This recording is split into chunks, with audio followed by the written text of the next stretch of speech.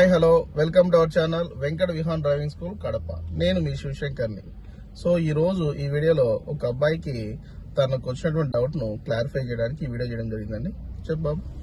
Sir, car start చేయాలంటే clutch తొక్కకుండా start అవుతుందా లేదా క్లచ్ తొక్కితే స్టార్ట్ అవుతుందా సార్? సరే, కార్ స్టార్ట్ అవ్వాలంటే క్లచ్ తొక్కితే స్టార్ట్ అవుతుందా తొక్కలానే స్టార్ట్ అవుతుందా?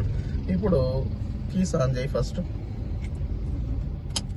జస్ట్ కీస్ ఆన్ చేసాము. కీ ఆన్ చేసానే డాష్ బోర్డ్ మీద అన్ని కనపడుతున్నాయి. క్లచ్ ఇప్పుడు కీ పూర్తిగా స్టార్ట్ చేయి. ఇంజిన్ ఆన్ చేయి.